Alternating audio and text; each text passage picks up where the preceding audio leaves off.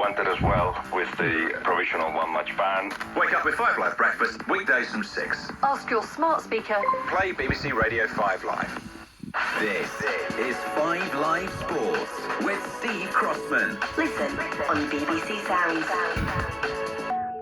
Manchester United up to third in the Premier League after a 2-1 victory over Crystal Palace. Tottenham Hotspur just 4 points outside the relegation zone after they lost 2-1 at Fulham. The other game finished Brighton 2, Nottingham Forest 1. So Forest 17th and just 2 points above West Ham in 18th. Reaction on the way as we build up to our 4:30 commentary on Premier League Sunday. Arsenal versus Chelsea, an absolutely massive game. Ali Bruce Ball's got the teams. I do indeed, Steve. Welcome to the Emirates Stadium. 3-2-1 home wins in the Premier League this afternoon. I think the Arsenal fans sitting around us here in the West Stand would certainly take that, even though it would mean a beloved clean sheet would go. Crucially, it would be a win. It would be another game ticked off. It would put them 5 points ahead of Manchester City at the top of the table. Arsenal soothed those title-running nerves with the big win at Spurs last weekend.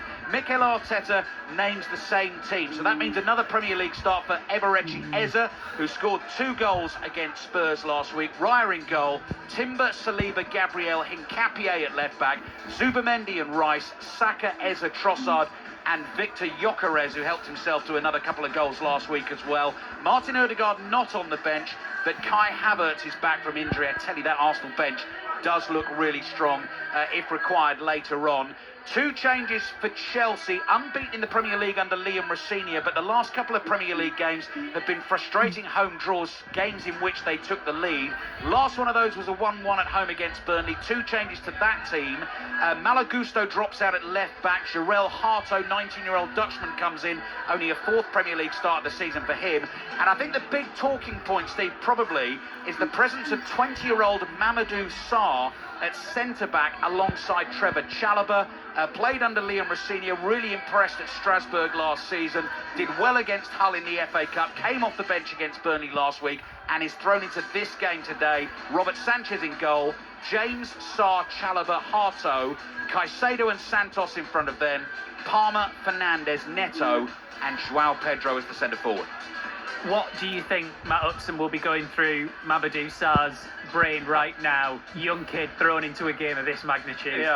Yeah, interesting, isn't it? And, you know, Liam Rosenior's not shy in kind of talking highly of the young man and has known him from his time at Strasbourg. So it's not a massive surprise that he's gone with him, but nonetheless, you are right. It's a huge game to step into, but sometimes that's the best way. You know, it's a really difficult game for him, but I'm sure he'll love it. If he's got no fear and he's enjoying it, then you know, that's the key. I mean, he's obviously still developing and a lot to learn, but a great opportunity for him.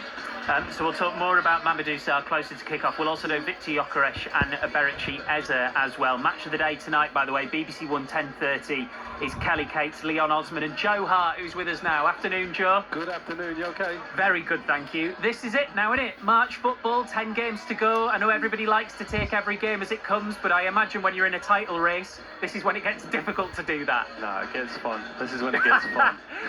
And it was obviously a big result for City yesterday, but really looking forward to this Arsenal-Chelsea game this afternoon. I remember you saying to me this time last year that you sort of, when you're in this position, live in a bit of a bubble and try and keep everybody out of it. But at some point, that does become difficult, doesn't it? No, of course it becomes difficult, but it just takes over your life, and people would think that would be me moaning. It's the only place that I'd want to be right now if I was an Arsenal or a Man City player. Living in this bubble, everything revolving around it. No time to breathe, no time to think about anything else. It's a great time of the season to be involved in something like this.